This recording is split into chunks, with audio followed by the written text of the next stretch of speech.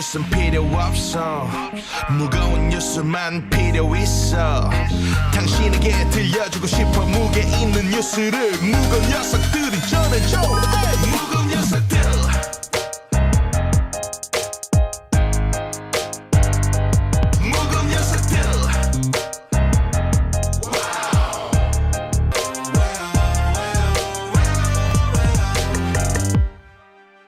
무거운 녀석들 가벼운 녀석 가라 무게 있는 뉴스만 골라서 전해드립니다. 무거운 녀석들 무게 있는 뉴스 전해줄 무거운 녀석 두 분 나왔습니다. 컴퓨터처럼 빠르고 정확한 시사평론 안녕하십니까. 시사계 컴퓨터 백컴 배정호 세한대 교수입니다. 반갑습니다.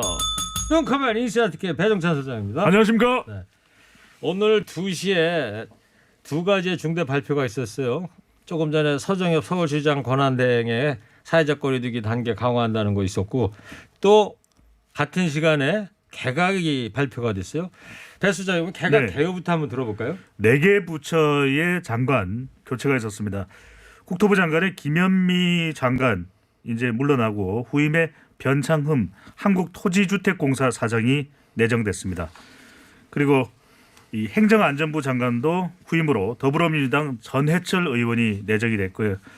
이 박능우 보건복지부 장관이 물러나고 이정옥 여성가족부 장관도 교체가 됩니다. 새 복지부 장관에는 권덕철 한국보건산업진흥원 원장이, 새 여가부 장관에는 정영애 한국여성재단 이사가 각각 발탁됐습니다. 이 정도면 배 교수님 뭐 중폭으로 봐야 될까요? 어떻게 해요?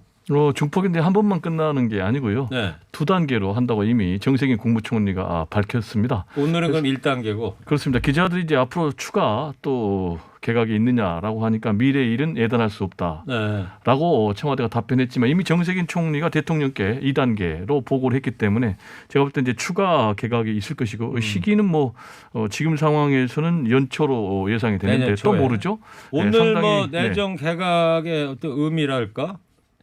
특별히 눈여겨볼 만한 제가 볼 때 장관이 이제 어느 가장 장관인지. 큰 의미는 문재인 대통령이 굉장히 국면 전환용 개각을 싫어하지만은 추미애 윤석열 갈등이 워낙 심각한 그런 상황이기 때문에 제가 볼 때는 국면 전환용 의미도 담겨 있는 것 같고요. 예.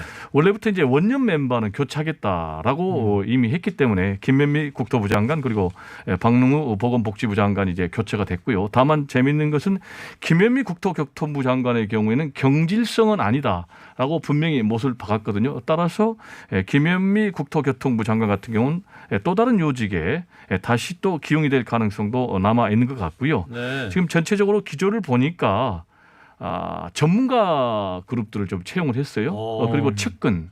그러니까 이제 행안부 장관 같은 경우는 전해철 내정자 의원 3철로 분류가 되지 않습니까? 예. 그리고 나머지 세 분은 다 뭐 권덕철 한국보건산업진흥원장 이분은 이제 보건복지부 장관 내정자가 됐고 또 정영애 한국여성재단 이사 이분도 여가부 장관 전문성 있는 거죠.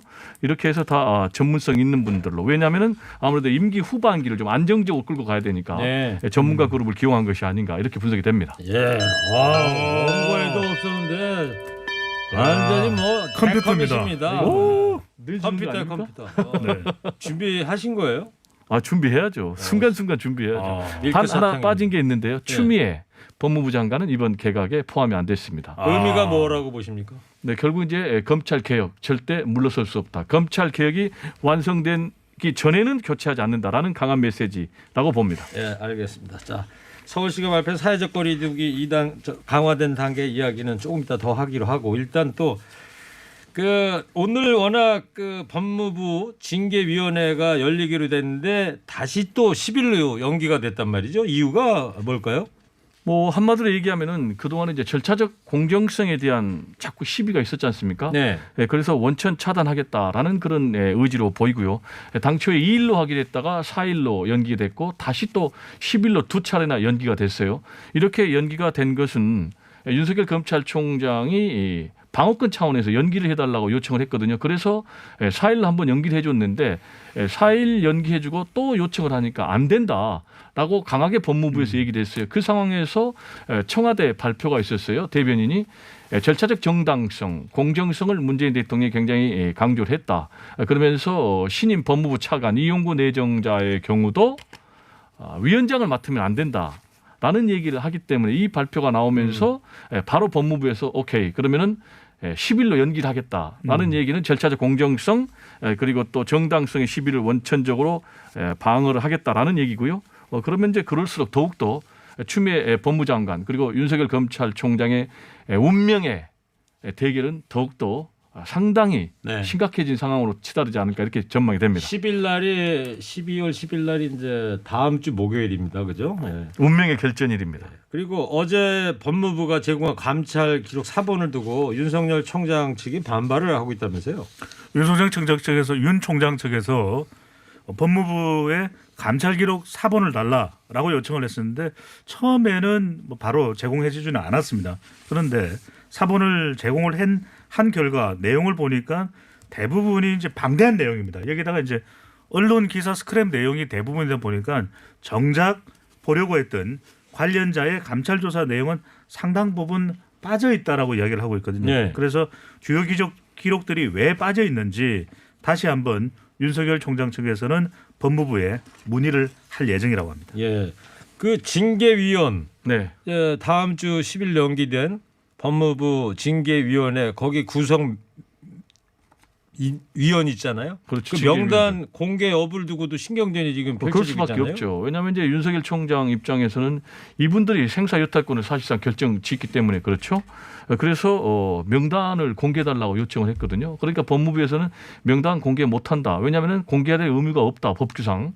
그래서 세 가지 이유를 얘기했는데 하나는 이제 공정성의 문제가 된다. 네. 그리고 또 하나는 원활한 징계위원회 진행을 방해할 수가 있다. 그리고 사생활 보호 때문에 안 된다라고 하니까는 윤석열 검찰총장이 다시 또 이의 신청을 했어요. 그런데 법무부에서 여기에 대해서는 이제 아무런 답변을 안 했거든요. 그럼 이제 앞으로 윤석열 총장 어떻게 할 거냐? 지금 전해지기로는 당일날 현장에 출석할 가능성이 있다. 그리고 현장에서 기피 신청을 할 수가 있다. 그게 무슨 얘기냐면은 배 소장님. 네.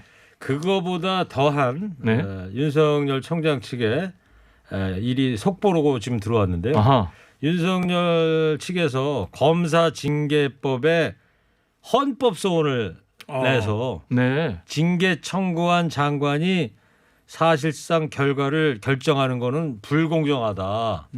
네. 이런 헌법 소원을 제출했다는 거예요. 그래서 오늘 검사징계법 5조 2항 등에 대해서 헌법재판소에 헌법 소원을 냈다는 겁니다. 현행 검사 징계의 절차가 법무부 장관이 징계위원 대부분을 위촉할 수 있게 해서 공정성을 보장할 수 없다 이런 주장이고 네. 윤 총장 측은 헌법 소원과 함께 해당 조항의 효력을 정지해달라는 가처분 신청도 냈다. 이렇게 막 속보가 좀 들어왔습니다. 이제 그 의미가 무슨 얘기냐면요. 지금 징계위원회가 총 7명이거든요. 원래대로 하면 장관, 차관이 당연직이고 나머지 이제 5명에 대해서는 검사 2명 그리고 외부인 3명으로 돼 있는데 이 검사 2명과 외부인 3명에 대해서 법무부 장관이 지명하도록 돼 있습니다. 그러니까 윤석열 검찰총장 입장에서 이게 불공정하다라는 이제 그런 의미로 헌법 소원을 이제 낸다는 얘기인데 이 얘기는 한마디로 얘기해서 징계위원회가 열리면은 당연히 본인에 대해서 해임 등 중징계 결론이 예상이 되기 때문에 아예 원천적으로 무력화시키겠다, 봉쇄시키겠다. 그래서 법정투쟁으로 강력하게 몰고 가겠다라는 뜻으로 해석이 됩니다. 네, 양측의 하여튼 치열한 수싸움이 전개되고 있는 것은 분명해집니다. 네, 저는 허리케인 라디오 앵커 DJ 최일구고요. 시사계 컴퓨터 백컴 배정우 교수, 인사이트계 눈꺼벨 배종찬 소장과 함께하고 있습니다. 코로나 이야기 안 할 수가 없습니다. 코로나19 확진자가 이제 9개월 만에 600명을 넘었습니다. 네. 500명대도 상당히 우려가 되는데 600명이 됐습니다. 그리고 이제 수도권 지역에서 집중 발병을 하고 있고 그리고 뭐 1차나 2차 유행 때는 원인을 또 파악할 수가 있었는데 이번의 경우에는 젊은 세대들의 무증상 감염이 많이 발생을 하고 있거든요. 네. 그런 만큼 방역 당국에서도 단계 격상, 사회적 거리두기 격상에 대해서도 곧 논의할 텐데 어떤 방향으로 갈지 지금 예측하기는 상당히 어렵습니다. 경제에 미치는 영향도 있기 때문에 서울시처럼 영업 제한 시간을 줄이고 또 대중교통의 운행 시간도 단축하면서 좀 더 강화하지 않겠느냐 이런 방향으로 보이고 있습니다. 예. 그래서 아까 많은 분들께서 듣긴 들으셨는데 네. 배 교수님, 네. 그 서울시가 밝힌 거리두기 강화 조치 내용을 좀 간결하게 요약을 좀 다시 해볼까요? 뭐 서울시가 밝힌 제목은 이거예요. 저녁 9시 이후 서울을 멈춥니다. 네. 이게 무슨 얘기겠습니까? 정상적인 생활을 9시 이후에는 못 한다는 얘기예요. 그 이유는 지금 현재 급속도로 3단계 확산이 되고 있지 않습니까? 전국적으로 3차 유행이 이렇게 되면은 뭐 통제할 수 없는 수준까지 간다라고 보고 있는 것 같아요. 특히 이제 서울시 같은 경우는 최근 이제 300여 명 가까이 하루 확진자가 나오면서요. 역대 최저 상황으로 가고 있는데요. 이렇게 되면 이제 병상 마련조차도 상당히 힘든 상황이기 때문에 저녁 9시가 넘으면은요. 대중교통 수단도요 30% 감축 운행한다고 그래요? 지하철도 24시간이고 23시에 네. 막차 운영하겠다. 그런 그렇습니다. 방침이다 이런 얘기도 있고. 네, 그러니까 사실상 이제 3단계 가까운 그런 선제적인 조치를 하지 않으면은 통제할 수 없는 그런 이제 위험 수위로 간다는 얘기인데요. 그래서 아시겠지만 이제 이미 집합 금지가 내려진 기존의 시설 있지 않습니까? 여기에다가 뭐 서울시 자치구 그리고 시가 투자한 출연기관 운영 공공시설도 다 집합 금지가 내려졌고요. 그리고 마트, 백화점 안에 있는 뭐 문화센터, 어린이 놀이시설 그리고 실내 스탠딩 공연장도 운영이 이제 중단이 됐고요.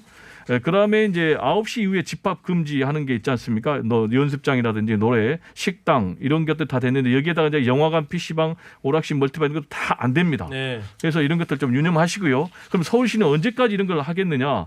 뭐 계속해서 할 수밖에 없는 그런 상황이죠. 2주간 한다고 그랬죠, 일단은.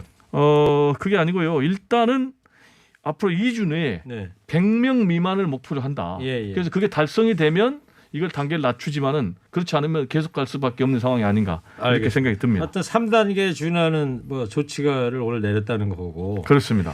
그리고 말이죠. 어제 서울시가 여의도 일대 민주노총과 산하노조 집회를 전면 금지했는데 그런데도 이런 시국에 집회가 열렸다고 하더라고요. 확진자가 계속 늘어나고 있기 때문에 집회는 아주 위험스러운 상황을 또 초래할 수 있거든요. 그럼에도 불구하고 민주노총은 여의도 집회를 강행했는데 이 과정에서 민노총 조합원 한 명이 경찰을 폭행해서 검거되는 사고가 있었습니다. 사태가 있었는데 이와 관련해서 또 시위나 집회가 있을 가능성도 있기 때문에 앞으로 충돌이 더 커지지 않을까 우려되고 있는 상황입니다. 그러니까 내일 밤 9시부터 일단 한 2주 동안은 특히 이 수능 수험생들이 이제 주말도 되고 그러니까 그런 것도 염려가 되고 그래서 하는 건데 밤 9시 이후에는 아마 서울 시내 거리가 진짜 인적이 뭐 썰렁할 것이고 불이 대부분 꺼지지 않을까. 근데 이제 수능이 끝났잖아요. 네. 그러니까 상당히 이제 수능을 마친 수험생들이 해방감 때문에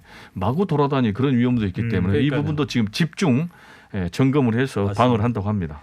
자, 그리고 마지막으로 영국하고 러시아가 그 다음 주부터 백신 접종을 시작을 한다고 그러는데요. 네.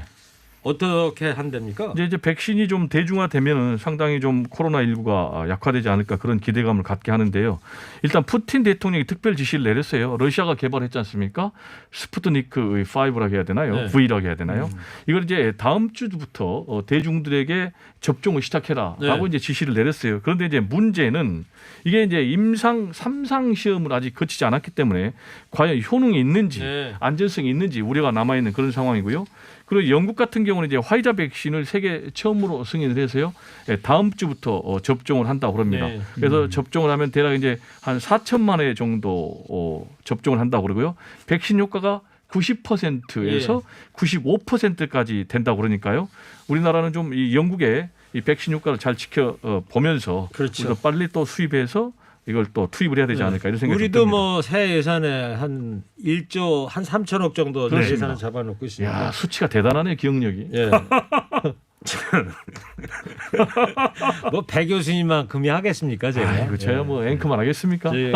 스푸트니크가 중요한 거예요. 이게 인공위성 이름 아니에요? 러시아가 세계 최초로 발사했던 그러니까요. 인공위성 이름 스푸트니크. 계속 아는 차네요. 네. 아 중요한 것 같아요. 밑줄 몇 개 쳐요? 이건 뭐 돈 나오는 거죠? 예. 밑줄이요? 예. 돈. 상품.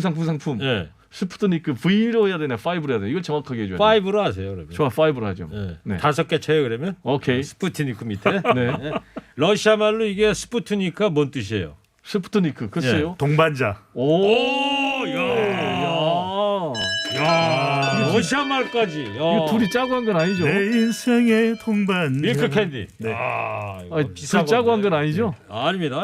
야. 워낙 상식이 풍부하신 분이거든요. 네. 우리 아주 배총 아주 내공이 대단하네요. 청취자 여러분 방송만 잘 듣고 계셨으면 금세 맞힐 수 있는 무기 있는 퀴즈 드립니다. 영국과 러시아가 다음 주부터 백신 접종을 시작합니다.